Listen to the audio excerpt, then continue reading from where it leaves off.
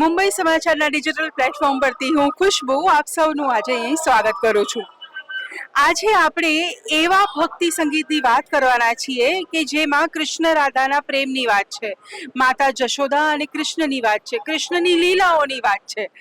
એને કહેવાય છે રસિયા. હોળીની પહેલા વસંત પંચમીથી આ રસિયા ચાલુ થઈ જાય છે.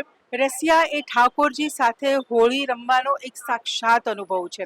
ચાલો તો આપણે કાંદિવલીની હવેલીમાં આ રસિયાનો અનુભવ માણીએ. આજે આપણે આવ્યા છીએ કાંદિવલી વેસ્ટની શ્રી લાલજી પ્રભુની હવેલીમાં, જ્યાં રસિયા વસંત પંચમીથી શરૂ થઈને હોળી અને રંગ પંચમી સુધી ગવાય છે. આ હવેલી સંગીતનો જ એક પ્રકાર છે. અહીં વૈષ્ણવો રોજ સાંજે રસિયા પ્રભુ સમક્ષ બેસીને માણે છે.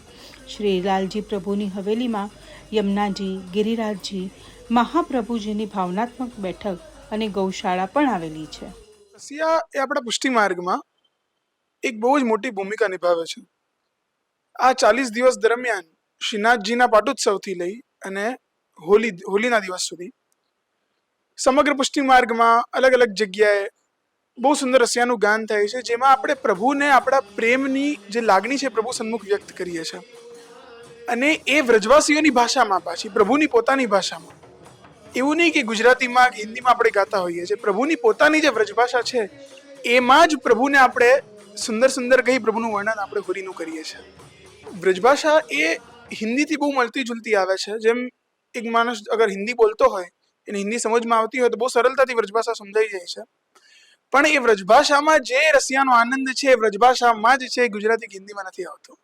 એને કેવું છે કે આપણે એવું કહીએ કે લોકોને સમજાય, પણ એ પુષ્ટિ માર્ગમાં બધાની માન્યતા એ છે કે જે ગાતો હોય એને આપણે ત્યાં કીર્તનીઓ કહેવાય. જે પ્રભુ સન્મુખ કીર્તન કરતો હોય એની ને પ્રભુની વચ્ચેનો વાર્તાલાપ જ પુષ્ટિ માર્ગમાં માયને રાખે છે. બીજું કોઈ સાંભળે ના સાંભળે એથી કોઈ મતલબ નથી.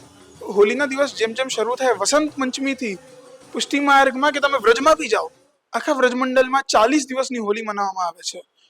એવું આપણે બહાર જેમ એક જ દિવસ મનાવતા હોઈએ છીએ એવો અમારે ત્યાં ક્રમ નથી. 40 દિવસ સુધી લગાતાર દરરોજ ઠાકોરજી ગુલાલ, અબીલ, ચોવા, ચંદન આ 4 વસ્તુથી પ્રભુને ખેલ થાય છે. અને છેલ્લાના 30 દિવસો એ પ્રભુ સન્મુખ રસિયા બી ગવાય છે.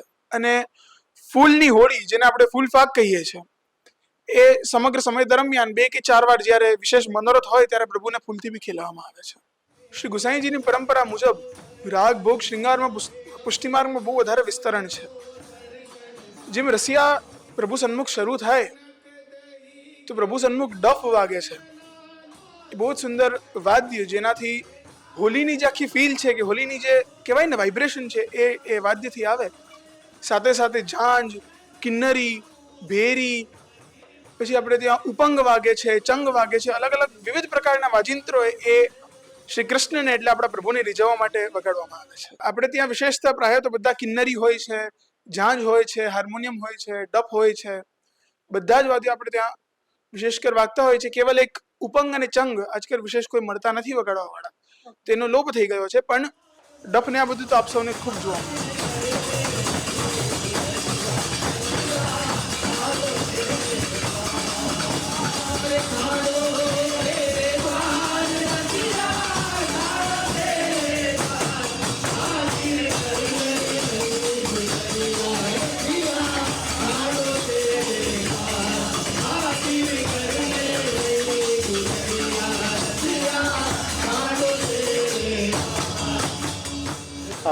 હલો, હું પ્રશાંત ચોસલિયા. આમ તો હું એક બિઝનેસમેન છું. ઇન્ટરનેશનલ લોજિસ્ટિક અને કસ્ટમ ક્લિયરન્સનું મારું કામ છે. પણ રસિયા હું 1998થી ગાઉં છું. આ સેવા કરવાનું સૌભાગ્ય મને ત્યારથી પ્રાપ્ત થયું, પરમ પૂજ્યપાદ ગોસ્વામી 108 શ્રી પુરુષોત્તમલાલજીની કૃપાથી. એટલે પહેલાં તો કાંઈ આવું યુટ્યુબ કે આવું કંઈ હતું નહીં, પણ શ્રી દ્વારકાધીશજી હવેલીમાં વ્રજવાસીઓ ગાતા હતા અને આ સાંભળીને હું શીખ્યો. વ્રજમાંથી હું ક્યારેક કેસેટ્સને એવું લઈ આવતો હતો ને એમાંથી શીખ્યો. કંઈક મને મહારાજશ્રીએ પણ શીખવ્યું. આ પ્રમાણે હું રસિયા શીખ્યો. ના આની કોઈ દિવસ પ્રેક્ટિસ નથી કરતા, કંઈ જ નથી હોતું. શ્રી ઠાકોરજીની સન્મુખ અમે બધા આવીએ છીએ અને પ્રભુ જે પ્રેરણા કરે એ જ રસ્યું ગવાય છે. પહેલાંથી પણ કંઈ એવું નક્કી નથી હોતું કે આ રસિયા ગાઈએ. પ્રભુની સન્મુખ બેઠા હોઈએ અને એ જે પ્રેરણા કરે એ ગવાઈ જતું હોય છે. રસિયા એટલે વ્રજનું ફોક કહેવાય, જેમ આપણે ગરબા કહેવાય એવી રીતે ત્યાં આ રસિયા ગવાય છે. અને કીર્તન ગાવા કરતાં રસિયા જે છે બહુ સરળ છે, બધા જ ગાઈ શકે છે અને બધા આનો આનંદ લઈ શકે છે. ખાસ કરીને જે હવે નવી પેઢી છે, યુવા પેઢી છે, એ આનો ખૂબ આનંદ લઈ શકે છે અને પ્રભુ સુધી જવાનું એક માધ્યમ પણ છે, એના ગુણગાન ગાવાનું આ માધ્યમ છે, તો બધા આનો આનંદ લે છે. અને આમાં જે રસિયા જે છે એ સાખ્ય ભાવ છે, જેમ અનુગ્રહ બાવાએ કહ્યું એમ. અને આનાથી આ નવી પેઢી જો આ ગાશે તો આપણું જે વ્રજનું કલ્ચર શું છે, એના જે જૂના રસિયાઓ છે, પ્રભુ સુધી પહોંચવાનો જે માર્ગ છે એ એમને ખ્યાલ આવશે અને પ્રભુની વિશેષ કૃપા થશે આના.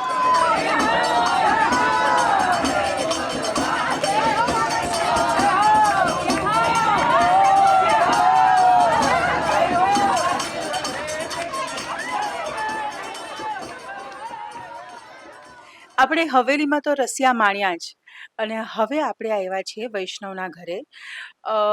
હર્ષદ ઠક્કર એમનું નામ છે અને તેઓ ઘણા વર્ષોથી આ રસિયાનો કાર્યક્રમ એમના ઘરે આયોજિત કરે છે. તો આજે આપણે જોઈએ કે જે હવેલીમાં રસિયા આપણે ભરપૂર માણ્યા, એના કરતાં ઘરે જે વૈષ્ણવો કરે છે એમાં શું તફાવત છે. બાવાશ્રી અહીંયા પણ છે, ભગવાનનું સ્વરૂપ, લાલન સ્વરૂપ અહીંયા પણ છે. તો ચાલો આપણે ઈ રસિયા પણ માણીએ. છેલ્લા 12 વર્ષથી ઠક્કર પરિવાર રસિયાનો કાર્યક્રમ પોતાના ઘરે ધામધૂમથી ઉજવે છે, જ્યાં ગોસ્વામી 108 શ્રી પુરુષોત્તમલાલજી મહારાજ શ્રી એટલે કે રાજુ બાવા અને ગોસ્વામી 108 શ્રી અનુગ્રહ કુમારજી મહોદય શ્રી તેમના ઘરે પગલાં પાડે છે. સાથે જે વૈષ્ણવોને રસિયા માણવા હોય તેઓ પણ આવે છે. આ રસિયામાં ખાસ કરીને ફૂલોનો ઉપયોગ થાય છે. સૌપ્રથમ ઠાકોરજી સાથે હોળી રમવામાં આવે છે અને ત્યારબાદ બાવાશ્રી સાથે ફૂલોથી હોળી રમવામાં આવે છે.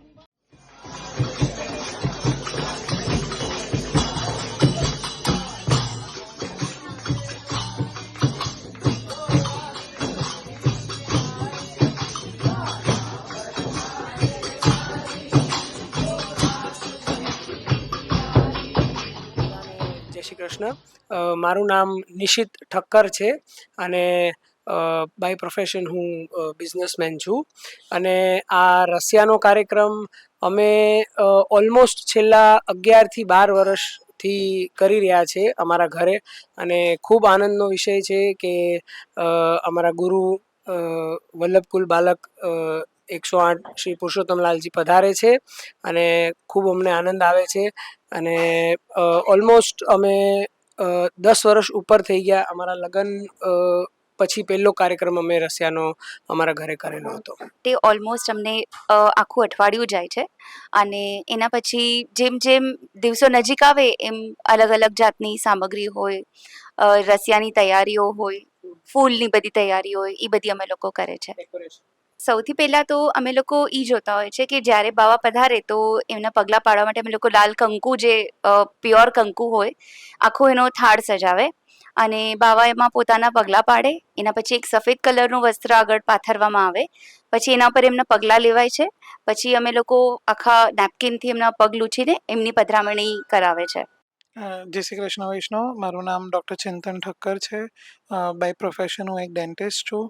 અને જે આપનો પ્રશ્ન હતો કે હવેલીમાં અને વૈષ્ણવના ઘરમાં રસિયામાં શું અંતર છે, તો હવેલીમાં જે રસિયા થાય છે અને વૈષ્ણવના ઘરે રસિયા થાય છે એમાં બહુ મોટો તફાવત નથી. પણ જો ભાવના સમજીએ તો હવેલીમાં પ્રભુની સન્મુખ રસિયા થાય છે. અહીંયા બી ભગવત સ્વરૂપ પધરાવવામાં આવે છે, પણ અહીંયા આચાર્ય બાળકો પધારે છે અને વૈષ્ણવ માટે પોતાના ગુરુ એ હા, જેમ હવેલીમાં તમે જુઓ તો ઠાકોરજી સન્મુખ રસિયા થાય છે. તો અમારા કે કોઈ બી વૈષ્ણવના ઘરે ઠાકોરજીનું એટલે ભગવત સ્વરૂપ બી એક બિરાજે છે અને એની સાથે જે આપણા ગુરુદેવ જે વલ્લભકુલ આચાર્ય પધારે છે એમાં પણ એટલો બધો અહોભાવ હોય કે અમારો એવો ભાવ છે કે અમે અમારા પ્રભુ અને અમારા ગુરુ બેવની અધ્યક્ષતામાં અમે આ અલૌકિક રસિયાનો આનંદ લઈએ. બીજો એક ફરક એ હોય કે હજી એકદમ હોળી નથી આવી, જેને આપણે કોમનમાં હોળી કહીએ છીએ, એટલે ખેલના દિવસો છે. તો વૈષ્ણવોના ઘરે જે રસિયા થાય છે એની હારે ફૂલ ફાગ ઉત્સવ ઉજવણી થાય છે. ફૂલ ફાગ જે છે એ જેને ન ખબર હોય એના માટે એ એવું છે કે જે તમે જેમ રંગથી હોળી ખેલો છો તો આ ફૂલથી હોળી ખેલવામાં આવે છે. જેમ ઘણી જગ્યાએ આપણે જોયું હોય બરસાના વગેરેમાં કે ફૂલથી, રંગથી, જલથી એટલે પાણીથી અલગ અલગ રીતે હોળીનું આયોજન થાય છે. તો એમ હોળીની પહેલાના આગામી દિવસોમાં જે તમે હોળીનો આનંદ લ્યો એ ફૂલ ફાગ કહેવાય ને એને તમે ફૂલથી એકબીજાને ફૂલથી તમે ફાગ ખેલી શકો છો, એટલે ફૂલથી તમે એને હોળી રમી શકો છો. આ એક નાનકડો એક એવો ડિફરન્સ છે કે જે હવેલીઓમાં આયોજન હોય ત્યારે ફૂલ ફાગ થાય અને વૈષ્ણવના ઘરે જ્યારે રસિયા થાય છે ત્યારે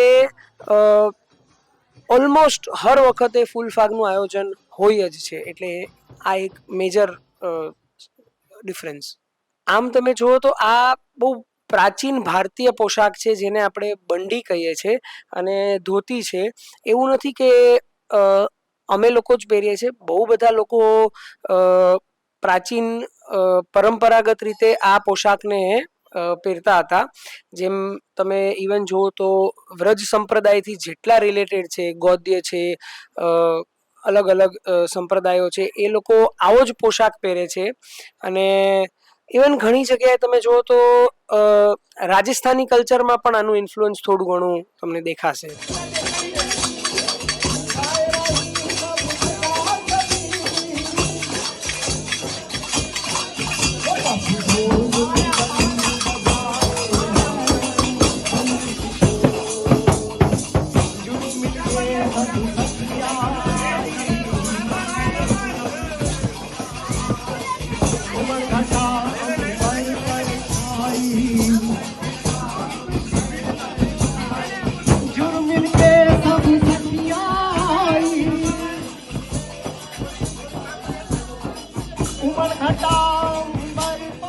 તો કેવા લાગ્યા તમને આ રસિયા?